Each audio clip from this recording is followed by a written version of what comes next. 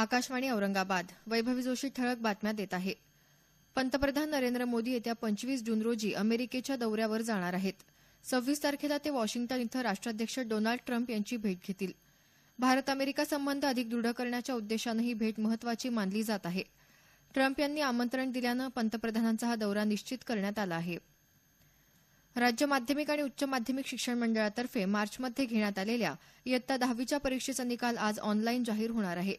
मंडळाकडून ही माहिती देण्यात आली.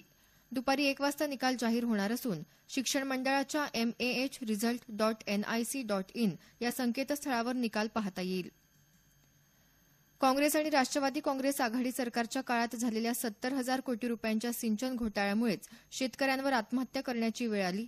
त्यामुळे त्यांनी शेतकरी कर्जमाफीचं श्रेय घेण्याची गरज नाही, अशी टीका पर्यावरण मंत्री रामदास कदम यांनी केली आहे.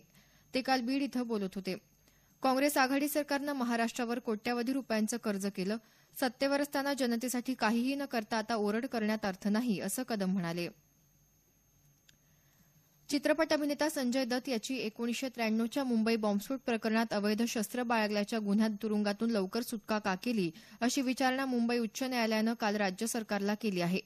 पुण्याचे प्रदीप भालेकर यांनी संजय दत्त याला शिक्षा भोगत असताना देण्यात आलेल्या पॅरोल आणि फर्लो या रजासंबंधी एक जनहित याचिका दाखल केली आहे. त्या याचिकेच्या सुनावणी दरम्यान उच्च न्यायालयानं काल ही विचारणा केली. नाशिक जिल्ह्यात सप्तशृंग गडावर काल मोठी दरड कोसळली. मात्र या भागात बसवलेल्या संरक्षक जाळ्यांमुळे कोणत्याही प्रकारचं नुकसान झालं नाही. दरम्यान नाशिक शहरासह जिल्ह्यात काल जोरदार पाऊस झाल्याचं आमच्या वार्ताहरानं कळवलं आहे. नैऋत्य मोसमी पाऊस काल मध्य महाराष्ट्रासह मराठवाड्याच्या काही भागात दाखल झाला. मराठवाड्यात बहुतांश भागात काल पावसानं जोरदार हजेरी लावली. नांदेड जिल्ह्यात काल दुपारी जोरदार पाऊस झाला.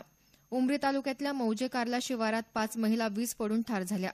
काल सायंकाळी 5 वाजेच्या सुमारास ही घटना घडली. संक्षिप्त बातमीपत्र संपलं. आमचं यानंतरचं बातमीपत्र दुपारी 1 वाजता.